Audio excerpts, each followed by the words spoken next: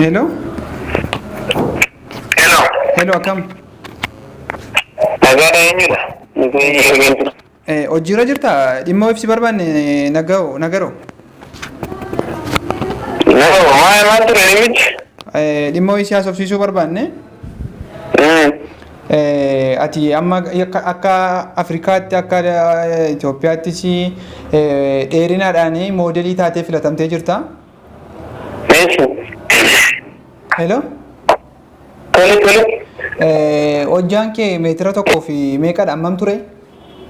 Tokko. Okay, meetira tokkodha. Hello.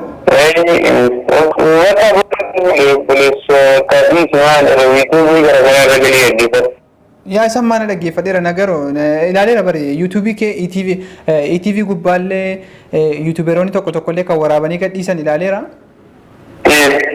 Hojjaan kee meetira lama tokko 90 tokko 80 wayinatti fakkaata miti tokko lamaa fi meeqa 40 yaa 40 waan akkasiiti yoon dogoggore dhiifama. Yaa 25 maal seete nagaroo namoonni baay'een asumaan information qorachuu barbaadu namoonni baay'een gaafa Adaamaadhaa ka'uuf jedhanii bilbilanii Finfinnee bokkaan roobaa jiraa faayidhanis gaafatu jedhanii waan akka akkasiifaa jira. Wanti kun dhugaadha akka miidiyaa gubbaatti argee torbee darbe laayivii galteellee dhugaadha wanti kun jettee turte tiiktookii gubbaa.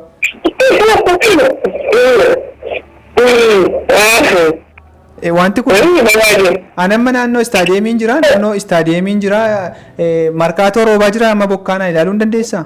Maal shaaworii galuu barbaadde? Lakki shaaworii miti lakki ilaaleef markaatoo deemuu barbaade istaadiyeemiin jira amma markaatoo akka bokkaa yeroo roobaan jiru deemuu barbaadeni.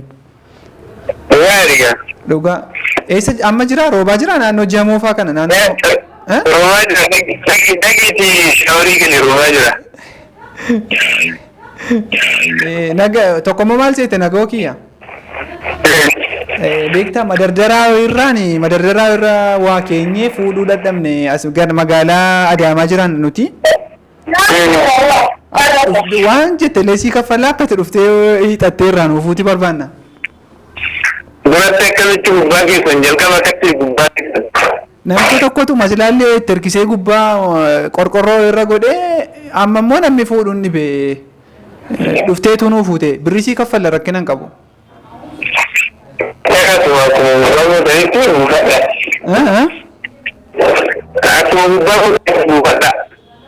Ayyee nagoo kiyyaa ana booniin ture chaanela koo wajjin ol sin barsiisuuf hin si fide.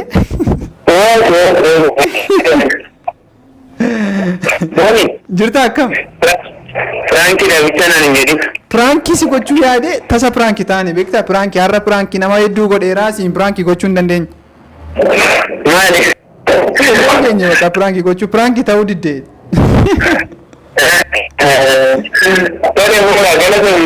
Ayyee kana booddee viidiyoodhaan akka nu dhiyeessitu naan jechaa turanii kana booddee illee wal agarree akka bifa viidiyoodhaan dhufnu asumaan itti himuun barbaada ati achumaan akka itti himtu. Ayyee guddaa galatoomne. Ayyee kabajamtoota daawwattoota keenyaa nagaroon egaa akka Itoophiyaatti meetira 2 fi seentii 40 meeqa? Meetira 2 fi seentii? Okay, meetira 2 fi seentii 25 yoo dogoggorre dhiifama nu godha. Moodela ta'ee filatamee jira. Itti bilbila egaa yeroo hundaa piraankiin namaa milkaa'u dhaggeeffattoota keenya nagaroodhani. Nagaroon jedha afaan koo nagoo ni beektu hojjaan isaadhaan TV irratti seefuu irratti illee deemee haasa'eera yuutuuberoonni garaagaraa illee deemanii hojjinni haasaa godhaniiru anis